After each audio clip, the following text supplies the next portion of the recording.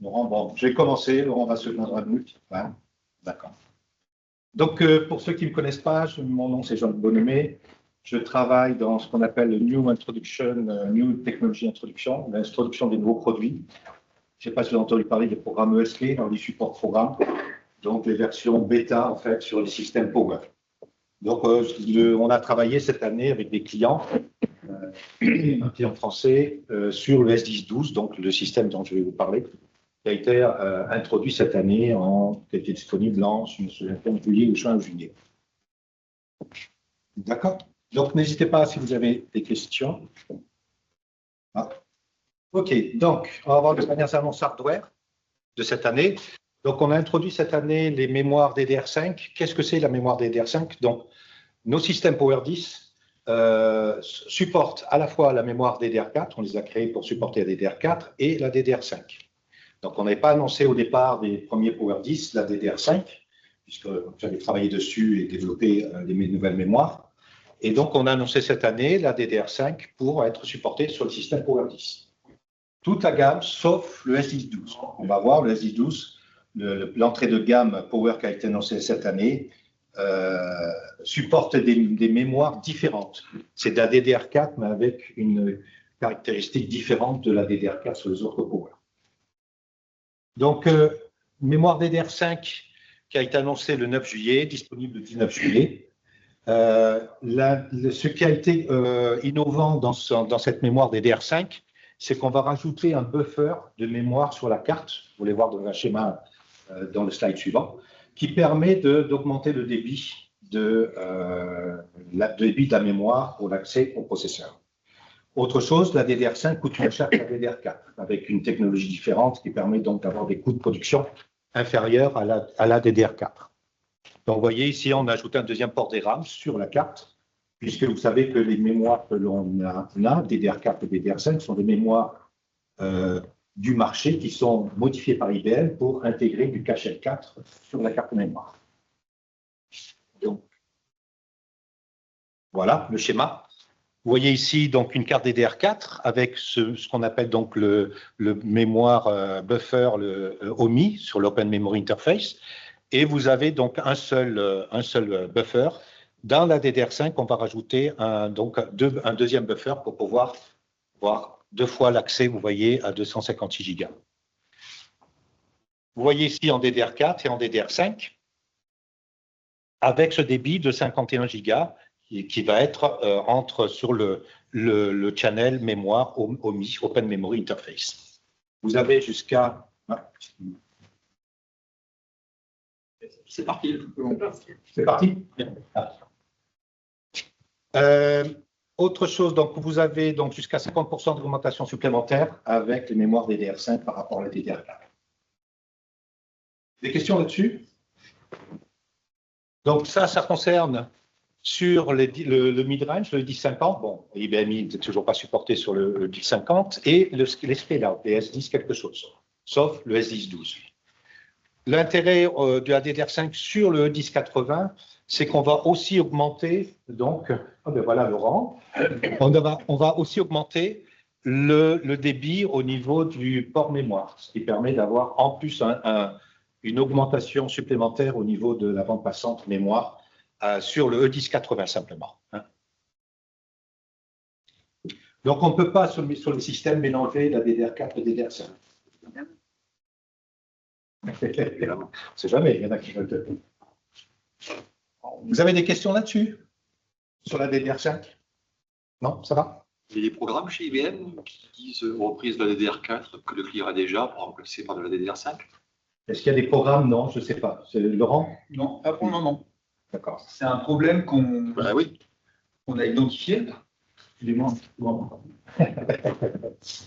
Donc, c'est un problème qu'on a identifié parce qu'évidemment, les machines, on ne peut pas mixer DDR4 et DDR5. Donc, pour les clients qui ont plusieurs machines, donc certains ont fait, donc c'est qu'ils ont tout populé en DDR4 et donc les machines, ils les changent en DDR5. Après, du coup, c'est un problème qui a été remonté. Pour l'instant, on peut faire DMES. Par contre, donc, le process DMES est commandé comme si vous achetiez et on dit s'il y a du stock ou pas de disponible. Par contre, toute nouvelle machine depuis le 22 octobre, on ne peut pas commander en DDR4. Après, les prix ont été corrigés au 1er octobre. Avant le 1er octobre, c'était complètement déconnant. Il y avait des écarts entre DDR4 et DDR5 qui étaient monstrueux. Maintenant, les prix sont identiques. C'est-à-dire jusqu'au barrel de 256 4U et 512, l'écart maintenant il est 7% que uniquement sur ces barrettes-là. Sinon, toutes les autres barrettes de la gamme 32, 64, 128 sont le même prix que DDR4 et DDR5. Donc ça ne change pas le prix de vos configurations, ni l'évolution, ainsi de suite. Et en plus, vous gagnez en performance. Autant aller en DDR5. Mais par contre, les clients qui sont en DDR4, il faut faire des demandes de MES, il faut voir si c'est encore possible. Il y a encore quelques stocks et ainsi de suite qui restent, mais il faut faire comme un processus d'achat. Par contre, vous devez prendre, quand vous avez la réponse du retour de stock de ce qu'on appelle la supply chez nous, en fait, quand ils vous disent, ben, OK, on a la barrette en stock, vous avez 48 heures, elle retourne dans le stock et ça repart pour d'autres clients. Voilà. Mais c'est pour ça que ça oblige aussi à prendre des décisions rapidement. Donc les projets qui sont des MES, c'est pas pour un truc que vous avez dans 6 mois. Hein. C'est des trucs instantanés où la prise de décision peut se faire dans les 48 heures. Si votre client ou ainsi de suite, il a une prise de décision dans les 15 jours ou dans le mois, c'est même pas la peine de penser. Il faut oublier parce que c'est 48 heures au moment où le VAT va te faire l'order, en fait, la proposition de prix, tu as 48 heures. C'est la réservation. Voilà, c'est la réservation. Elles sont pré-bookées pendant 48 heures. On a les prix? C'est le même prix. Le prix, il n'y a pas le DDR4 et DDR5 depuis le 1er octobre ont exactement les mêmes prix. Donc, ce qu'il faut, c'est faire ta demande de MES. Tu n'auras pas de. Parce que le configurateur, on ne peut plus les commander. Ça passe plus. Alors, dans le configurateur, de toute façon, il y a un mot de passe. C'est uniquement les VAT qui ont la possibilité de faire les commandes. Donc, vous faites vos configurations habituelles et c'est les VAT ensuite qui vont faire la configuration avec le bon mot de passe. Mais les mots de passe ne redescendent pas côté BIP puisqu'en fait, c'est une limitation. Donc, c'est Arrow ou TD qui vont faire directement les configurations. Et c'est pour ça que eux, une fois que je vous donne le prix, vous avez 48 heures pour passer commande. Là, c'est le problème, hein, c'est qu'il y a tellement peu de stock que la décision a été prise au niveau worldwide de dire, à un moment donné, le projet, parce que là, on a l'habitude, hein, il y a des clients qui font des projets, peut-être qu'un jour, s'il y a du vent, machin, je vais monter ma DDR. Non, là, c'est fini, c'est de dire, il y a un vrai projet et je suis capable de prendre une décision rapidement. Sinon, c'est pas vrai. D'autres questions sur la DDR5? On va passer au S10-12. Non? Donc, le nouveau système S10-12 qui a été annoncé cette année. Donc, je ne sais pas si vous vous rappelez de la nomenclature. Hein, voilà, c'est vrai que je ne veux pas que je m'approche du truc. Ouais, ah oui, d'accord. Ça change les pages alors. Ça. Donc, S10-12, Scale-out, 10, Power 10, 1, un processeur et 2, le nombre de U. Donc, c'est un système en 2 U et en demi-largeur. Ce que vous voyez sur le schéma en bas, c'est 2 serveurs S10-12. Vous voyez? Donc, je ne vais pas toucher l'écran. Ça m'emmerde. Et donc, vous n'avez qu'une demi-largeur. Donc, on a la possibilité d'avoir. Donc, un 2U à moitié large. On a un format en version rack et tour disponible. Ce sont des processeurs ISCM. Vous savez, c'est le même processeur que sur le S10-22S. Donc, il y a un processeur, on va le voir sur le schéma après, avec un seul processeur, c'est un dual chip module avec un processeur pour 10, et l'autre processeur, on n'utilise que les accès PCI, les accès I/O. On a 4 emplacements RDIMM, on est limité au niveau mémoire jusqu'à 256 Go sur la machine. C'est une batterie d'entrée de gamme. Vous avez le chiffrement mémoire principal pour la mémoire, ça ce sont les spécificités des Power 10. Hein. Automatiquement, on a les mêmes avantages. On va voir que la mémoire est différente. Donc, des emplacements de type Gen 5 au niveau PCI. Vous voyez ici les 4 emplacements NVMe. On est limité en taille. On va pouvoir, vous avez jusqu'à 6,4 Tera en brut. C'est-à-dire, vous savez, le NVMe, on va faire du miroville. Donc, en fait, vous divisez par 2 pour l'espace utilisable pour les données. Amorçage sécurité, donc tout ça, vous voyez, c'est un peu la même chose. Là, on n'a pas de FSP, on a un BMC pour gérer comme le scale-out au niveau de la machine. C'est géré par l'HMC, on supporte IBMI, AX et Linux.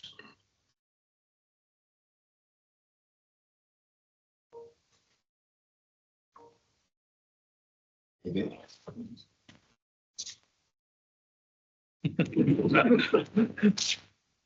Je sais pas, ça marche, ça marche pas. Parce que j'ai tué ça. Voici l'architecture du S10-12. Donc, vous voyez, je ne vais pas mettre mes doigts, le processeur P10 ISCM, un processeur avec les cœurs et les I/O, et l'autre processeur, on n'utilise que les I/O, pour pouvoir avoir plusieurs slots PCI. Si on n'avait qu'un seul processeur, on n'aurait que 2 slots PCI. Donc, c'est la même chose, la même philosophie que le S10-22S. Vous voyez ici, au niveau mémoire, c'est une mémoire différente. Ce sont la mémoire DDR4 du marché, classique. On a sorti, donc, on avait l'histoire du cache L4, de mémoire buffer, dans les DDR4 IBM. Il est sur la carte mère. Donc, les cache L4 se trouvent sur la carte mère dans ce système. Donc, des cartes mémoire moins chères. Au niveau gestion NVMe aussi, c'est une gestion différente. Vous savez, sur les autres systèmes de scale-out, on est obligé d'avoir une autre carte qui va gérer la cache de disque. La carte JBOF pour gérer la cache de disque. Là, on est automatiquement relié à un switch PCI Gen 4 au processeur. Donc, pas besoin d'avoir une carte JBOF sur les slots PCI de la machine, les 4 slots. Des questions sur l'architecture du S10-12?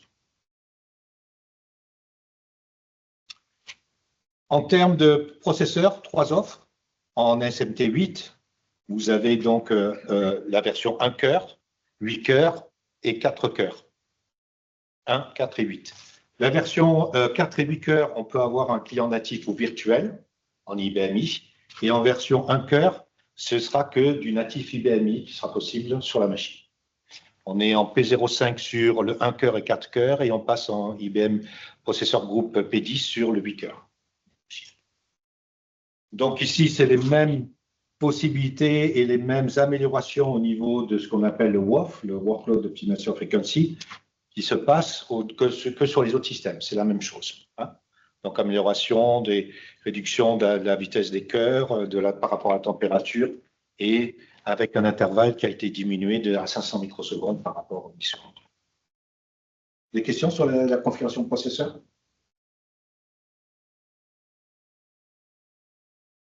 Les mémoires, donc, on est limité, comme je vous disais, on a 4 emplacements de mémoire, on est à maximum 256 Go de mémoire.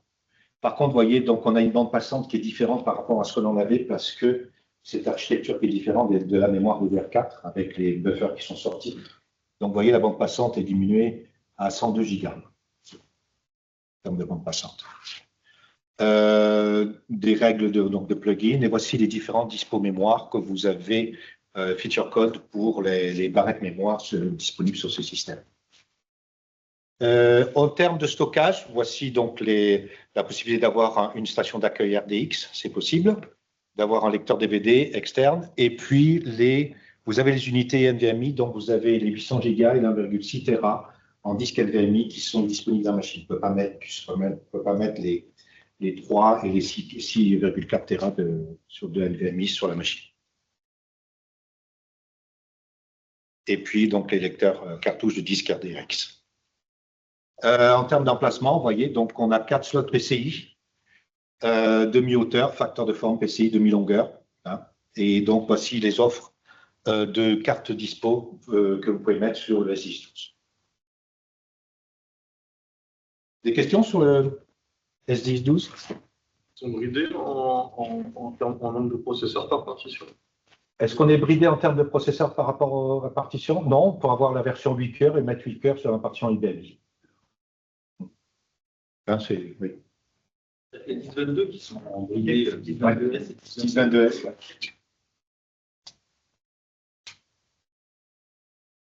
C'est bon pour le S10-12? Vous avez des questions? Non? Donc, ce qu'on a annoncé aussi cette année, c'est, vous savez, on a le tiroir d'extension NVMe pour augmenter l'espace de stockage interne de la machine. Et ce qu'on avait, c'est que on a le problème, c'est que vous voyez ici, donc dans ce schéma à gauche, où on était dans la configuration classique, c'est qu'on a 2 cartes de gestion donc de la tiroir d'extension NVMe. Chaque carte gérait 12 disques. Vous voyez, je ne vais pas mettre les mains, 12 disques et 12 disques donc, pour gérer les 24 disques. Donc, le problème était que c'était qu'un seul chemin d'accès. Donc, si on perdait la carte, par exemple, la première carte, on n'avait pas accès on perdait l'accès du disque NVMe 1 à 12. Sauf si on mettait du mirroring. Donc, le mirroring, faire du mirroring par rapport à l'autre carte, pour avoir la disponibilité. Donc, ce qu'on a annoncé, c'est le support du multipass. Donc, d'avoir chaque disque NVMe est accédé à travers les 2 cartes ESL. Donc, ça veut dire que si je perds une carte, je peux toujours accéder au disque par l'autre carte. Donc, à partir du firmware 1060 de la machine, vous avez ce support automatique, tout est automatiquement utilisable sur la machine, avec le multipass. Des questions? Donc, qu'est-ce que l'on a? C'est meilleure race, meilleure performance des disques, activation automatique, vous voyez, avec le firmware 1060 là-dessus. C'est une question, Bertrand, les cartes restent en Gen 4? Est-ce que les cartes sont en Gen 4? Ouais, en Gen 4. Oui, oui. Les cartes ESM, là, les cartes de gestion des disques, ouais, c'est en Gen 4. Je n'ai pas vu de futures cartes avec en Gen 5, mais je pense que ça viendra. Ça viendra. D'autres questions? La mise à jour du firmware, qu'est-ce qui se passe? Si tu étais dans le premier cas, comment tu bascules dans le deuxième? Normalement, c'est automatique. Automatiquement, il va avoir 2 chemins d'accès au disque NVMe. Donc, on va trouver, je n'ai pas regardé, mais je n'ai pas pu tester, il va avoir 2 ressources logiques pour chaque disque. Sûrement. En fait, automatiquement, de toute façon, tu es obligé par la HMC. Donc, déjà, pour supporter le code, il faut que tu upgrades ta HMC ou le pilotage de ta machine. Et quand tu vas mettre le code, automatiquement derrière, tu vas être obligé de faire un IPL. Parce que de toute façon, la détection des chemins, elle ne va pas se faire de manière, vu que tu as qu'un chemin, forcément pour passer sur l'autre côté, pour la recréation des chemins des disques, en fait, puisque tu as parlé de chaque ESM, ça passe, tu seras obligé de ce soit pris en compte au prochain IPL. Et par contre, c'est vraiment un arrêt de démarrage, puisqu'il faut que tu libères toutes les ressources de la machine et prendre en compte le firmware. Par contre, tant que tu ne fais pas cette opération-là, tu restes toujours sur l'ancien chemin. Donc, tu ne bénéficies pas du gain. Et par contre, ce n'est pas disruptif. Ce n'est pas parce que tu changes le firmware de ton power que du coup, tu vas passer. Après, c'est sûr que si tu étais dans une version 1050, bah là, forcément, c'est un disruptif de ta machine puisque tu fais un upgrade. Donc, tu vas tout couper. Mais si tu étais déjà sur un code 1060, par exemple, un 1060 et là, tu passes en 1061, c'est transparent. Mais de toute façon, ça bénéficie, il faut forcément le 1060. Donc, quel que soit le niveau, si tu viens d'avant d'une version 1040 ou 1050, bah, tu as fait un arrêt de ta machine. Le problème, il est quelque part induit, puisque tu seras obligé d'arrêter toutes les partitions pour pouvoir monter le code. Mais de toute façon, quel que soit ça. Après, par contre, le tiroir là, il ne se connecte pas sur les 1012. Hein. Il se connecte uniquement sur les machines de socket, hein, 1022, 1022S, 1024, 1050 et autres. Toutes les machines mono-socket ne supportent pas les tiroirs d'extension NVMe. On peut mettre un IO drawer, parce qu'il ne nécessite qu'une seule carte. Par contre, par défaut, les tiroirs d'extension nécessitent d'avoir 2 cartes. Donc forcément, des dual sockets pour pouvoir populer, puisque derrière un socket, quand vous êtes en mono-socket, il n'y a qu'un seul slot carte qui permet d'avoir un IO drawer ou une carte J de pilotage. Et c'est le deuxième socket qui apporte les 3 autres slots complémentaires qui permettent de faire ça. Par contre, attention, il y a des machines qui permettent soit vous faites un IO drawer et un tiroir ou un tiroir d'extension, et il y en a d'autres qui permettent de faire un IO drawer plus un tiroir d'extension. Donc il faut faire attention, il y a des règles aussi par rapport à ça. Et notamment, on avait des règles avant sur les machines qui étaient en 1030 ou 1040. En fonction de ce qu'on mettait dans l'IO drawer, si on mettait un IO drawer, on ne pouvait pas mettre un tiroir de disque. Depuis l'uniformisation du code 1050 et 1060, on peut mettre les deux en même temps.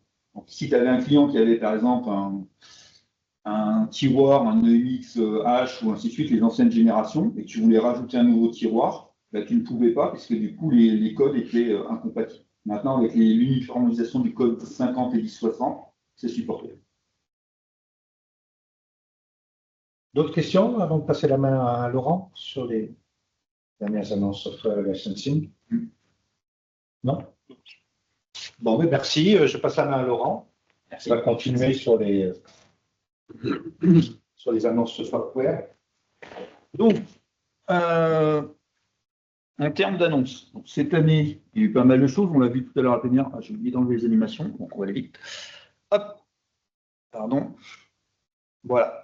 Donc, TR5, TR11, donc c'est les dernières technologies refresh qui sont sorties, donc collection d'automne. Au printemps, on a eu TR4, TR10. Donc, à chaque fois, vous avez à l'intérieur donc un certain nombre de nouveautés. Donc là, on vous a remis tous les liens en fait, de tout ce qui est à l'intérieur des TR5, de la TR5 et de la TR4. D'accord? Il y en a quand même énormément d'annonces. Ça concerne quasiment tous les produits. Faites attention par contre à une chose, c'est que notamment sur ces deux TR, TR4 et TR5 et TR11, c'est la première fois où on a autant de graduels, c'est-à-dire qu'on va du 22 novembre au 19 décembre. Parce qu'en fait, à cause de la souscription et de certains produits du passage, ainsi de suite, on a Power Achat qui n'est pas à la même date, on a DB2 Mirror qui n'est pas à la même date, ainsi de suite. Donc là, on est vraiment étalé dans le temps. Et donc, du coup, si vous passez des cubes chez des clients, ben, ça peut avoir des impacts par rapport à des produits. Donc, faites attention à ce genre de subtilité. Je vous ai remis évidemment la gamme. Sur un Power 10, uniquement 7.3, 7.4, 7.5. Je rappelle que la 7.3 est arrêtée de support initial. Et j'ai été gentil, je vous ai remis 7.1, 7.2 et 7.3. Donc, la 7.1, depuis le 30 avril 2024, il n'y a plus du tout de support, extended support. Niveau 1 ou niveau 2. Donc forcément, il ne peut rien se passer. La 7.2 est passée en support étendu niveau 2. C'est-à-dire que là, il y a un support jusqu'au 30 avril 2026. Au 30 avril 2026, éjection de la 7.2 aussi. Donc il n'y aura plus du tout de support, plus d'appel possible. Et la V7R3 est rentrée ce qu'on appelle en extended support niveau 1, donc jusqu'au 30 avril 2026, date correspondant à la sortie de la 7.2. Et sachant qu'on a une future version qui va arriver, ben on aura la 7.4 qui va potentiellement rentrer en support à partir du moins de l'annonce de fin de support de la 7.4. Donc généralement, c'est entre 12 et 18 mois, donc ça peut évoluer. Je rappelle que les extended support s'achètent au cœur, c'est-à-dire que si vous avez une machine qui a 8 cœurs IBMI licenciés et que vous voulez couvrir un certain nombre de partitions, ben vous devez licencier le nombre de cœurs IBMI correspondant en extended support. Si vous avez besoin de 4 cœurs pour faire tourner de la V7R3, ben il faut prendre 4 cœurs IBMI en extended support V7R3. Par contre, si vous avez d'autres partitions qui tournent en V7R2, ben il faut prendre de l'extended support V7R2. Vous ne pouvez pas couvrir une V7R2 avec un extended support V7R3, ce n'est pas possible. Et en plus, vous êtes obligé de créer des shared processor pools au niveau des HMC. On est obligé de cloisonner chaque extended support. Donc, c'est très contraignant. Donc, c'est pour ça qu'il faut mieux aller sur des versions supportées. C'est beaucoup plus simple à gérer. C'est en complément. Ah oui, c'est en complément. Sinon, on paye, oui, vous avez la software MA plus l'extended support à rajouter. C'est-à-dire que de base, pour pouvoir avoir un extended support, il faut que vous soyez couvert par une software MA. Si vous n'avez pas de software MA, vous ne pouvez pas prendre d'extended support. Simplification, je le rappelle, depuis 2022, IBM a commencé la simplification des tarifs de licensing IBMI. Donc avant, il y avait un certain nombre de produits qui étaient payants qui sont devenus gratuits. Et la deuxième tranche a commencé le 10 octobre 2023, où on se retrouve qu'avec plus que 7 produits payants. Et de la même manière, au niveau des clés, vous avez des PTF spécifiques qui vous permettent de faire enlever les clés. Donc ça, faites attention.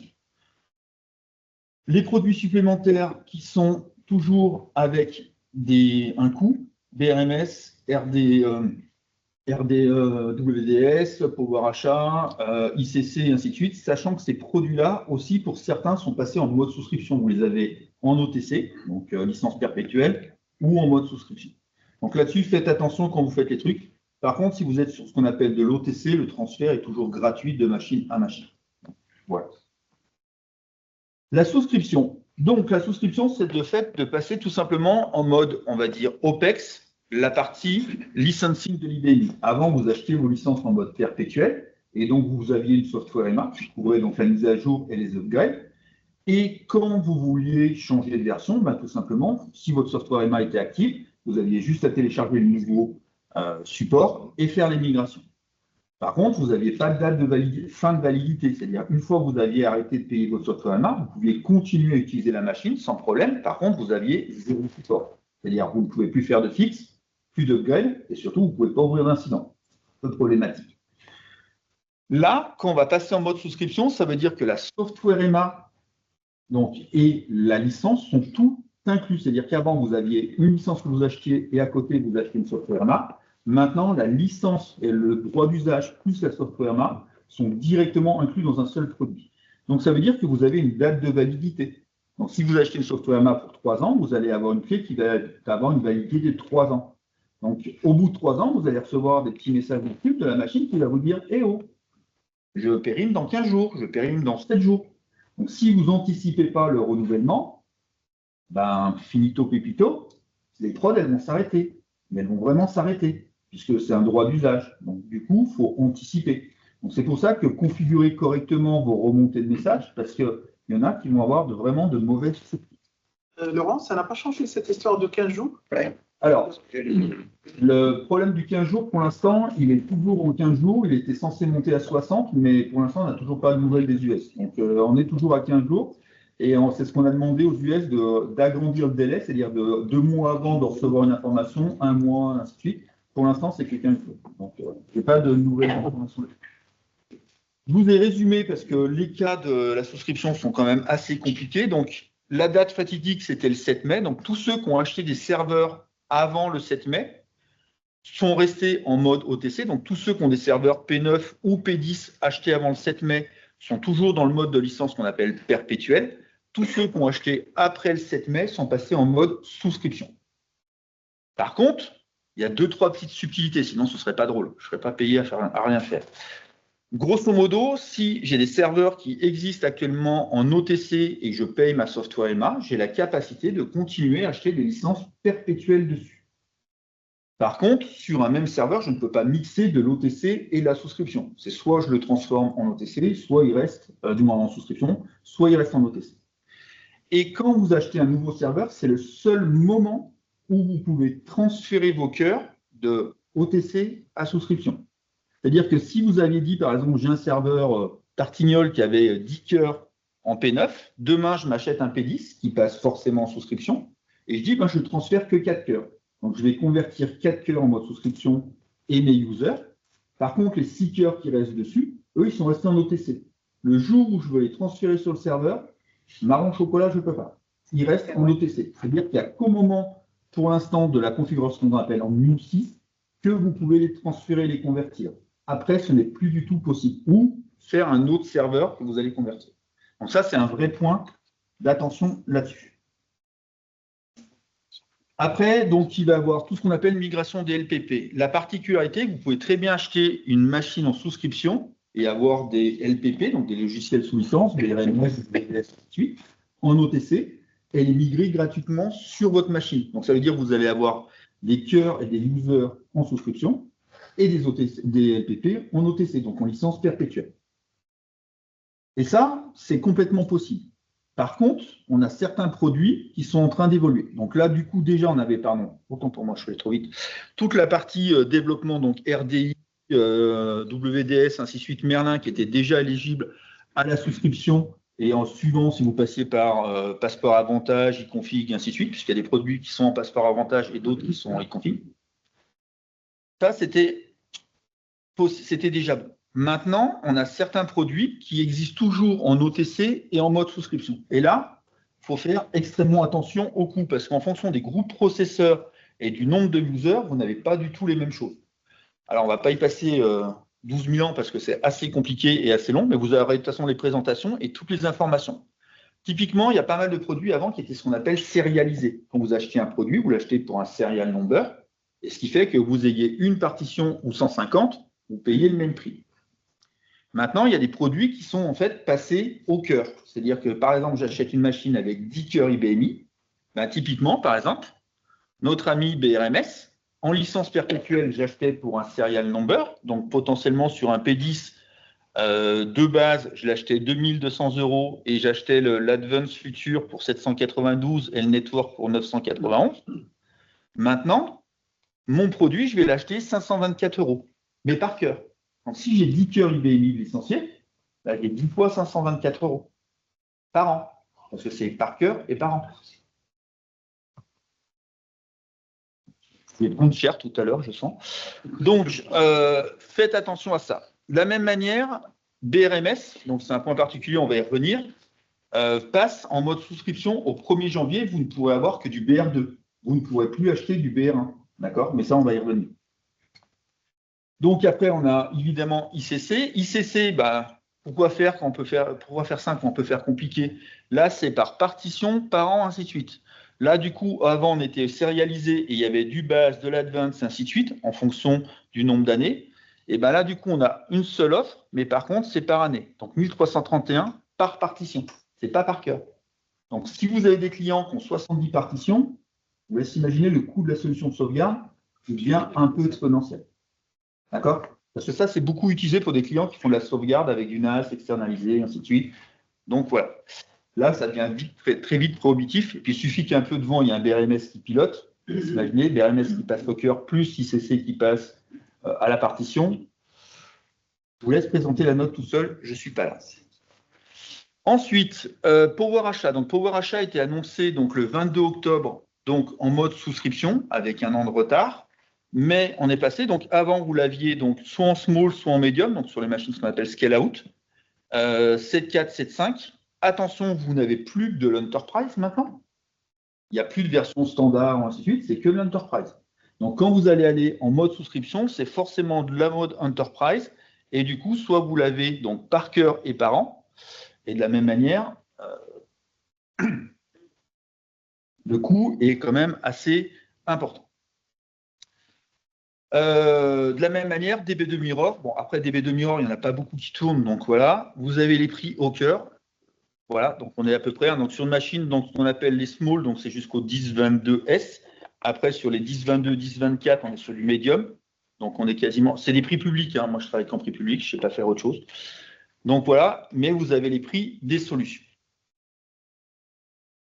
Le but vraiment de la souscription, c'est pour les clients, en fait, elle n'est pas arrivée juste par hasard. Parce qu'en fait, tous les éditeurs font passer quasiment en mode souscription, soit du Oracle, du Microsoft, ainsi de suite. Donc IBM a répondu à une demande du marché. Par contre, pour l'instant, ne sont concernés que les groupes processeurs P05 et P10. Il n'y a pas d'annonce pour les groupes processeurs P20 et P30. Ce n'est pas la peine de m'appeler ou de m'envoyer un mail en me disant Lolo, c'est quand qu'on passe en P20, en P30 en souscription.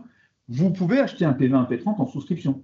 Mais par contre, il n'y a pas de programme de conversion comme actuellement d'un OTC P05 ou P10. Là, c'est obligatoire, il y a un mode de conversion, de valorisation, ainsi de suite. Pour les P20 et les P30, c'est un choix d'achat. Soit vous l'achetez en souscription, soit vous l'achetez en OTC. Mais vous avez toujours la possibilité de l'acheter en OTC parce qu'on n'a pas enlevé ce mode-là. Il faut savoir une chose, c'est qu'aux États-Unis, 85% du marché, c'est que du P20, du P30. Donc, vous laissez imaginer qu'ils ne vont pas se tirer une balle tout seul dans le pied tout de suite.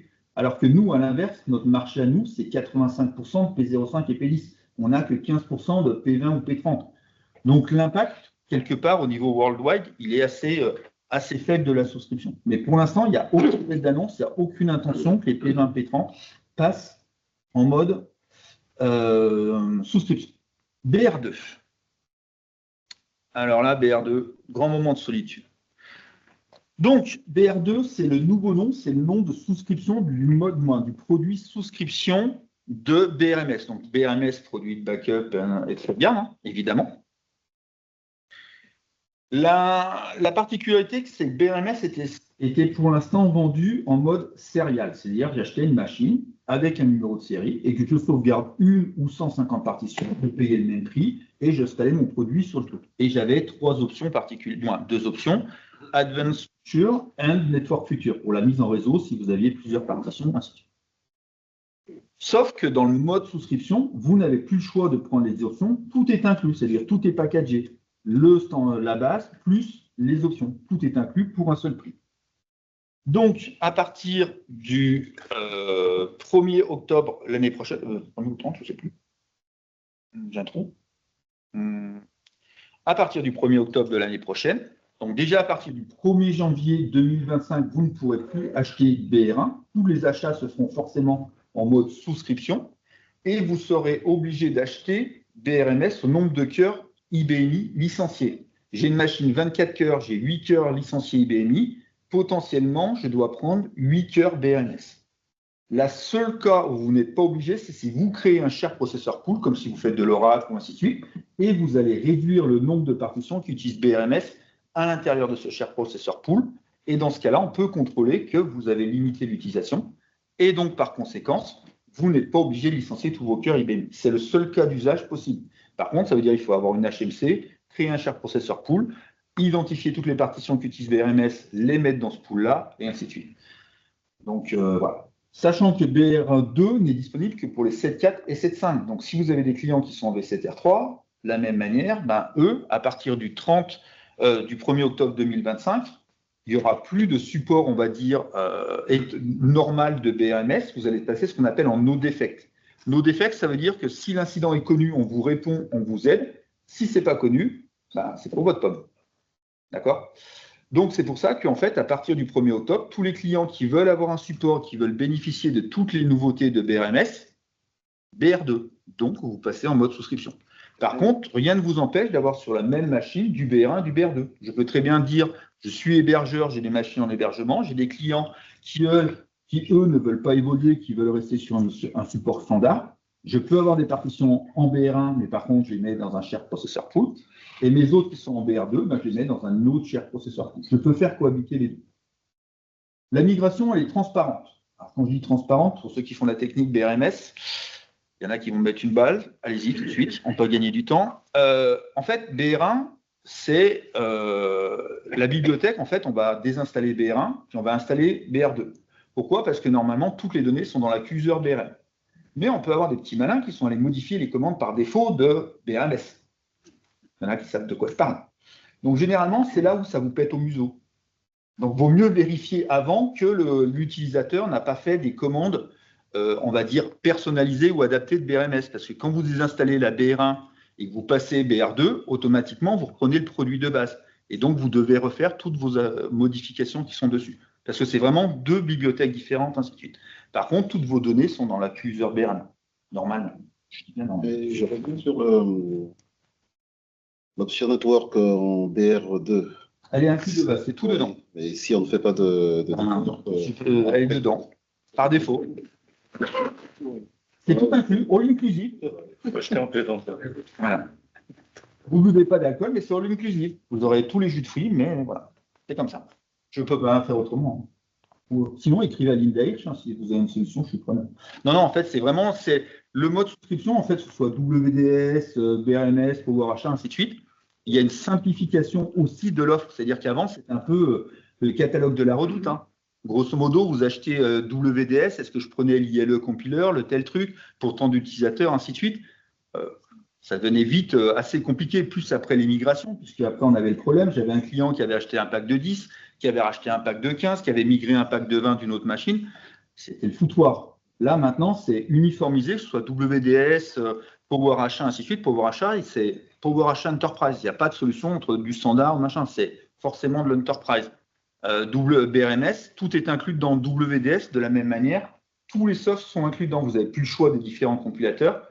Tout est inclus dans. La seule différence, c'est qu'un P05, par défaut, c'est 3 users. Et un P10, c'est 5 users. C'est la seule différence. Et après, par contre, vous achetez les utilisateurs à l'unité. Et là, par contre, ça peut vite faire grimper le prix de la solution. Parce que là, justement, on achète user par user. Et WDS s'applique assez vite. Donc, voilà.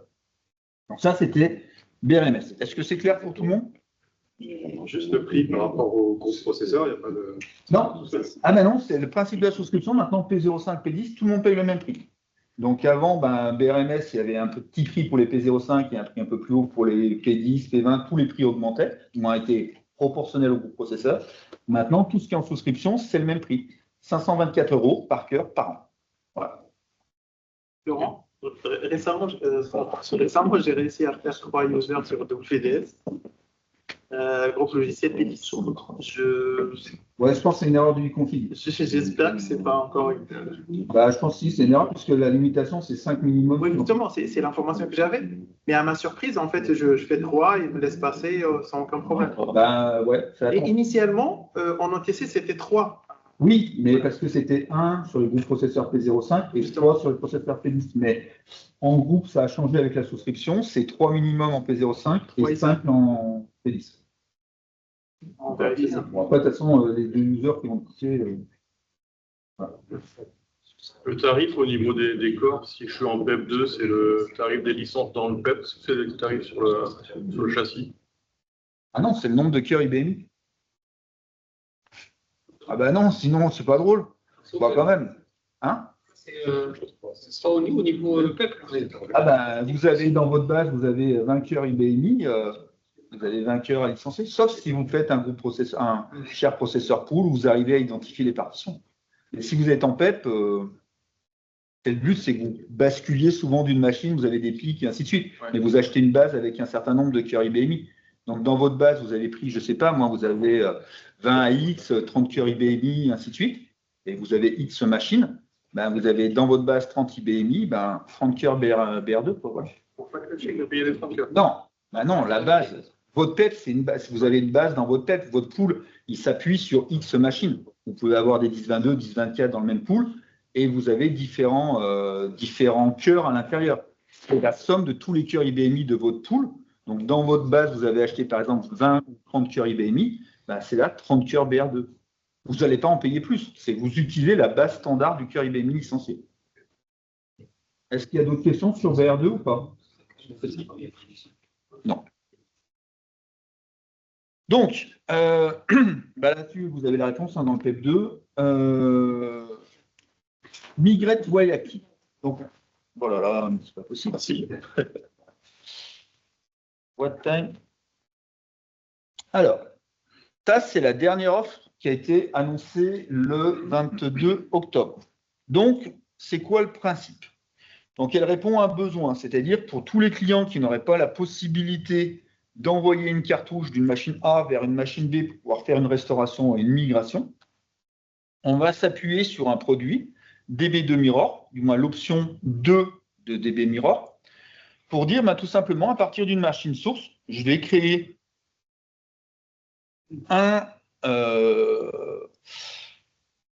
une bande de distribution, du moins un support de distribution. Je dis bien un support de distribution, ça peut être soit un lecteur optique, du moins des supports optiques, ou soit une bande, d'accord, que vous allez mettre dans un serveur NFS, et à partir de là, tout simplement, vous allez faire un IPLD et redémarrer votre machine à partir de ce support de distribution pour réinstaller une nouvelle machine. À partir de là, ensuite, SafeSec DTA, j'envoie mes petits users et tout ce qui va bien en termes de sécurité sur la nouvelle machine.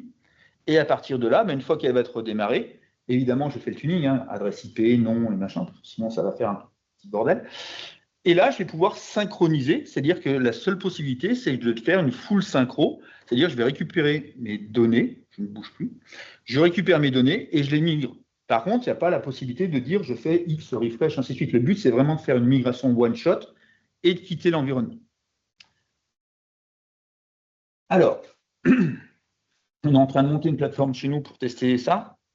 Le premier point, c'est le support de distribution. Ceux qui ont déjà fait des supports de distribution dans leur carrière savent que c'est un peu touchy. Pourquoi? Parce qu'il y a tout un tas de paramètres, notamment sur la création des images. Si je fais en catalogue d'images, je fais en TEP, ainsi de suite. Et s'il est mal créé, votre catalogue de distribution, derrière, il ne sera pas bootable.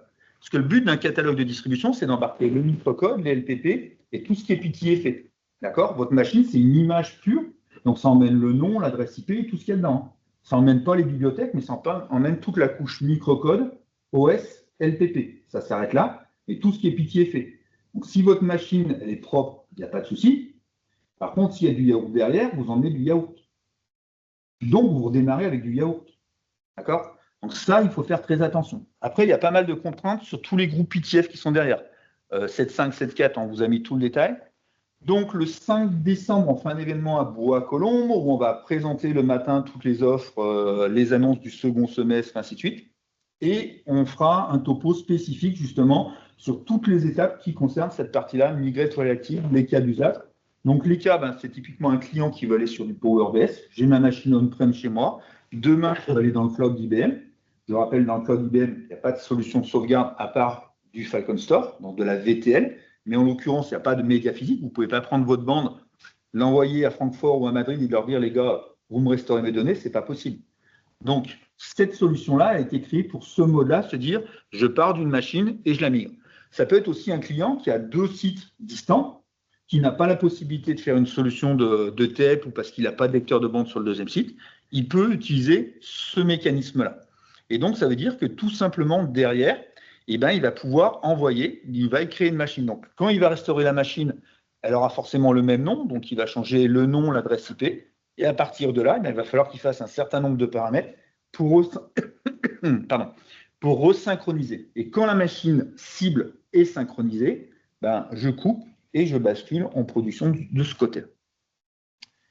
Par contre, il ne faut pas qu'au milieu, il y ait une ligne TCP over Pigeon, hein, parce que sinon, ça ne va pas marcher, quoi. Il faut penser que vous allez transférer, en fait, vous envoyez un save file pour vos sec user data, mais derrière, vous renvoyez toutes vos données. Donc, si vous avez 10 Tera de données, ben, il va falloir une ligne TCP over Pigeon en mode rafale, quoi, pour envoyer les données. Sinon, ça va mettre la nuit des temps pour synchroniser. Et tant que ce n'est pas synchronisé, ben, vous ne pouvez pas basculer. Donc, vous voyez, donc c'est une offre qui est très bien, qui va permettre de faire pas mal de choses, qui va apporter pas mal de solutions. Par contre, je pense qu'il va falloir quand même revenir à des concepts de base et réexpliquer certaines choses, notamment la création des supports de distribution, comment on crée un support de distribution, comment on le configure, les lecteurs optiques, ainsi de suite, le b.a.-ba de la technique, mais qui sont quand même nécessaires, parce qu'un support de distribution mal préparé, il ne boot pas et il ne sert à rien. Donc, c'est là où là-dessus, il faut faire très attention. Donc, nous, on est en train de travailler, on est en train de préparer 2 partitions pour faire des maquettes, et ainsi de suite. Et le 5 décembre, donc, on parlera de solutions. J'espère que d'ici là, on aura fini de tout installer. Mais voilà, donc ça, c'est la dernière solution qu'on propose là-dessus. Puis après, on reviendra de la même manière, je l'ai dit tout à l'heure, le 19 décembre, on fait un webinaire spécial souscription parce qu'on a eu pas mal de questions justement et normalement, il devrait avoir peut-être des dernières annonces sur les derniers produits et ainsi de suite, peut-être une correction des tarifs, pareil, à la baisse, j'espère, de tous les produits qui vont passer en mode souscription. Voilà. Donc là, on va refaire tranquillement, tout expliquer, des cas d'usage. Je suis en mode OTC, je vais en souscription, j'ai un serveur de tel cas, ainsi de suite. Qu'est-ce qui va se passer? Je paye mes software MA, mes clés de licence, voilà, tout ce qui concerne la mode souscription, vous allez l'avoir dessus. Est-ce que vous avez des questions? Le mode, par contre, de synchronisation entre les 2 EBI, une fois que tu... C'est quoi? Ça s'appuie sur les journaux, sur... Oui, en fait, c'est par exemple, qu'on avait du DB2Mura, donc le vrai DB2Mura, hein, il s'appuie sur des cartes Rocky, donc ce qu'on appelle c'est du RDMA, donc c'est un process physique en fait pour la synchronisation. Mais oui, de toute façon, comme tout logiciel de synchronisation, c'est de la journalisation et il va en fait alimenter les nœuds pour qu'ils soient synchrones en permanence. Par contre, là, ça ne fait pas dans les deux sens, c'est toujours que dans un seul sens en fait. Il n'y a pas du tout la possibilité de dire je reviens en arrière, ainsi de suite. Une fois que le process est démarré, voilà. Si par contre il y a coupure, alors là c'est une question qu'on a posée aux US pour l'instant et j'ai toujours pas la réponse. S'il y a une coupure et que la coupure dure un temps certain, voire un certain temps, est-ce qu'il faut faire une full synchro, machin? Parce que c'est le problème. C'est-à-dire que si je coupe par exemple pendant une semaine, ben, ma machine source elle continue à vivre. Donc ça veut dire que potentiellement ce que j'avais déjà transféré, est-ce qu'il faut que je le relance, que je le resynchronise une deuxième fois? Donc ça fait partie des questions. J'ai envoyé une petite bordée de questions aux US. Et soit relancer la synchronisation qui peut prendre beaucoup plus de temps, ou faire une full synchronisation qui sera peut-être plus rapide que faire une synchronisation normale. Ouais. En fait, c'est pas un problème, en fait, c'est le fonctionnement du logiciel qui est comme ça. Donc, en fonction du temps de déphasage que vous allez avoir entre les deux nœuds, hein, parce qu'il y a un nœud source, un nœud cible, ben, c'est tout simplement ce temps-là qui fait que est-ce que c'est plus simple de tout dire, ben, je repars à zéro, ou je table sur le fait que ma synchro elle est capable de repartir où elle s'était arrêtée. Mais voilà, c'est le problème de coût des mises à jour qu'on va avoir sur les précédents blocs qui ont été modifiés. Et vous avez des chiffres de la part des US sur les temps de migration? Alors, comment te dire, s'il y a du vent, si tu l'as dans le dos, de face, s'il pleut, si c'est brouillard ou plein phare, voilà, on connaît IBM, hein, moi. Mais non, bah non, de toute façon, il n'y a pas d'engagement puisque c'est du TCP/IP, donc ça va dépendre du tuyau que tu vas mettre au milieu. Et de la même manière, là-dessus, IBM ne prend jamais d'engagement de temps de réponse. Voilà. Donc pour l'instant, de toute façon, le produit a été annoncé le 22. Il y a un partenaire en Europe qui l'a testé, qui a commencé à faire des tests, mais sur des petites volumétries, hein, c'est sur des partitions qui font 200, 300 gigas. On n'est pas sur des clients qui ont du 1 Tera, ainsi de suite. C'est de la même manière. C'est quand tu as un client qui fait du 1 Tera, du 2 Tera, tu ne vas pas faire du ICC pour faire les sauvegardes. Donc, voilà. C'est adapté vraiment à des contextes plutôt de petites partitions qui sont en migration, où on n'a pas forcément de mode test ou des choses comme ça. Une gestion des ASP? Source cible ou ASP? Alors, ça, c'est encore une question pour l'instant où on n'a pas toutes les réponses. Parce que pour l'instant, la gestion des ASP se fait par pouvoir achat. Et là, on est sur du DB2, DB2 Mirror. Donc, est-ce que. Alors, on peut mettre du pouvoir achat avec du DB2 Mirror, il n'y a pas de problématique là-dessus. Mais pour l'instant, là-dessus, je pense que c'est un point qui n'a pas encore été traité. Dans la doc, c'est noté qu'il ne traite pas les IASP. De quoi? Migrate qui ne traite pas les IASP. Oui, non, mais voilà. Donc, après, là-dessus, c'est plutôt pareil. Entre ce qui a été annoncé il y a 3 semaines et ce qui va se passer l'année prochaine, ainsi de suite, c'est un produit qui a volonté de vivre et de redévelopper l'offre DB2 Mirror, dans son mode, on va dire, Ethernet. Donc, je ne pense pas qu'ils vont se limiter. Par contre, c'est sûr que. C'est écrit IASP not supported. Oui, mais entre ce qui est annoncé maintenant et ce qui va se passer dans 6 mois, je n'ai pas de boule de cristal. Maintenant, c'est sûr qu'un ISP, pour l'instant, il n'y a que pouvoir achat qui gère les ISP. Pas de solution, on va dire, miracle pour gérer les ISP. On est d'accord que c'est 7.4, 7.5 mini, par en dessous, il est en 7.3, il ne pourra pas s'en servir. Tout à fait. Et en fait, comme tout, en fait, c'est une offre, c'est un produit qui arrive aussi avec une offre, soit tu l'achètes en 90 jours, soit en produit définitif, mais c'est un produit qui va arriver. Le but, c'est vraiment de faire une migration one-shot. Hein. Tu n'es pas là pour rester 25 ans avec le produit. Par contre, le produit, le mode de facturation, c'est-à-dire que tu vas pouvoir, par exemple, pour un client qui est MSP, qui est hébergeur, lui, il peut l'acheter au cœur, donc il se licencie au cœur, ou soit il va se licencier en mode 90 jours. Donc le but, c'est que si tu le licencies au cœur, c'est parce que tu as plusieurs partitions à migrer et tu as un intérêt à le garder dans le temps. Et une deuxième question, c'est est-ce qu'on pourra avoir, pour l'instant je ne pense pas, mais une source et une cible dans une version différente, parce que la bande de distribution qu'on installe au début pourrait être en 4 d'un côté, en 5 de l'autre, et se servir du produit pour migrer les datas? Ben non, parce qu'en fait, ta bande de distribution, c'est une image que tu envoies de l'autre côté, donc c'est forcément la même version. Ben non. C'est une solution pour migrer l'environnement que l'on a vers du PowerVS. Ben non, le but, en fait, c'est pas de. En fait, quand on fait une bande de distribution, c'est qu'on englobe le produit avec tout son paramétrage. Donc, ça veut dire que par défaut, j'ai créé ma machine, j'ai installé mon produit 5770 dBm, option 2. Je l'ai configuré, je l'ai tuné, j'ai mis toutes les PTF qui allaient bien. J'ai créé mon support de distribution. Et mon support de distribution, je l'ai chargé dans un NFS. Et du coup, ma partition de l'autre côté, ben, je vais lui faire un IPLD et je vais démarrer sur support. Donc, forcément, c'est forcément la même version, les mêmes TTF, le même microcode, ainsi de suite. Tu ne peux pas dire, j'ai une 7.4 là, et puis finalement, j'ai pris le support de distribution de Tartignol, j'ai le Tartampion, puis j'ai mis le support de distribution de Tartignol. Donc, c'était le faire en disant, j'ai ma 7.4, tac, je fais mon support de distribution, je fais une montée de version massive en 7.5, et je fais la migration des datas. Non, le principe, c'est que ton support de distribution, c'est ta source de démarrage. Ce n'est pas de dire j'ai déjà une machine installée. Ce n'est pas le but. Le but, c'est vraiment de dire je reprends les informations telles quelles, de migrer l'operating system. Le but, c'est de garder justement une cohérence de la donnée et s'assurer, parce qu'on a trop le problème de clients qui font une migration en disant bah, c'est simple, je suis en 7.4, je suis en 7.5, je vais utiliser un logiciel de réplication, et puis il y a là, ça va passer, et puis finalement, quand je redémarre de l'autre côté, il manque des choses. Là, c'est vraiment de se dire j'ai créé une image intègre de mon operating system avec le microcode, l'LPP et tout le zinzouin. Je le redémarre de l'autre côté, je l'ai reposé. Donc, j'ai une image identique des deux.